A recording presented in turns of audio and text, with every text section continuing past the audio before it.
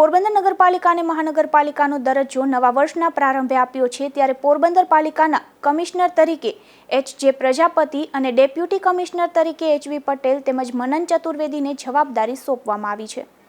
આજે ગુરુવારે જિલ્લા કલેક્ટર એસ.ડી. ધાનાણીએ પાલિકા કચેરીએ જઈ વહીવટદાર તરીકે ચાર્જ વિધિવત રીતે સંભાળ્યો હતો। ગુજરાત સરકારશ્રીના તારીખ 1/1/2025 જાહેરનામાથી પોરબંદર છાયા મ્યુનિસિપલ વિસ્તાર અને તેની પાસે આવેલા 4 ગામ રતનપર, જાવર, વનાણા અને દિગ્વિજયગઢ આખો એક લાર્જર અર્બન એરિયા ડિક્લેર કરી તેને પોરબંદર મહાનગરપાલિકા જાહેર કરેલી છે। સાથે સાથે પોરબંદર મહાનગરપાલિકાના વહીવટદાર તરીકે મારી એટલે કે એસ.ડી. ધાનાણીની નિમણૂક થઈ છે। સદર નિમણૂક મુજબ આજરોજ પોરબંદર નગરપાલિકાનું હવે મહાનગરપાલિકાના બિલ્ડિંગ ખાતે આવીને ચાર્જ સંભાળેલ છે। સરકારશ્રી દ્વારા પોરબંદર મહાનગરપાલિકાના કમિશનર તરીકે શ્રી પ્રજાપતિ સાહેબની નિમણૂક થઈ છે। તેઓને પણ સાથે વાત કરી છે અને એમને છૂટા કરવા માટે કલેક્ટરશ્રીને વિનંતી કરી છે। તેઓ પણ આવતીકાલે હાજર થઈ જશે। સાથે સાથે ગઈકાલે અસ્તિત્વમાં જે રહેલી હતી પોરબંદર નગરપાલિકા તેના ચીફ ઓફિસર તરીકે ફરજ બજાવતા શ્રી મનન ચતુર્વેદીની પોરબંદર મહાનગરપાલિકાના ડેપ્યુટી કમિશનર તરીકે નિમણૂક થઈ છે। તે ઓલરેડી ચાર્જ સંભાળી લીધેલો છે।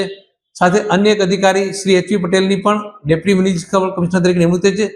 જેઓ હાલ નાયબ જિલ્લા ચૂંટણી અધિકારીની પોસ્ટ પર હોય તેઓ 5 તારીખ પછી છૂટા થશે અને 6મી તારીખે અહીંથી ચાર્જ સંભાળશે। આજની અમારી મિટિંગનો મુખ્ય એજન્ડા પોરબંદર મહાનગરપાલિકાની પ્રાથમિક જે જરૂરિયાતો છે તેની ચર્ચા કરી પોરબંદર નગરપાલિકાની સિવાયના જે નવા 4 ગામો ભળ્યા છે તેમાં પણ એનો વ્યાપ વધે। સાથે સાથે મહેકમ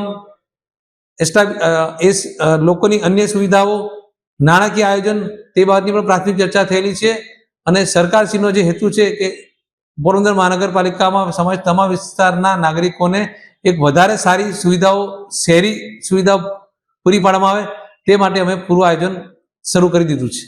સરકારશ્રીના જાહેરનામાથી 1 વર્ષ માટે મારી વહીવટદાર તરીકે નિમણૂક થયેલી છે, પરંતુ પોરબંદર મહાનગરપાલિકાના એરિયાને ધ્યાનમાં લેતા, વસ્તીને ધ્યાનમાં લેતા કુલ 11 વોર્ડની રચના થશે। એટલે હાલ પહેલું કામ અમારું એ પણ સાથે સાથે રહેશે કે પોરબંદર મહાનગરપાલિકાના વોર્ડનું સીમાંકન થાય, જે રાજ્ય ચૂંટણી પંચના પરામર્શમાં થશે એ લોકો બહાર પાડશે। એટલે ત્યાર પછી પોરબંદર મહાનગરપાલિકાના કાઉન્સિલર્સ એટલે કે સદસ્યોની ચૂંટણીઓ થશે અને ચૂંટણીઓ થઈને નવી બોડી અસ્તિત્વમાં આવી જાય તો એ દિવસથી જ વહીવટદારની કામગીરી પૂર્ણ થઈ જશે।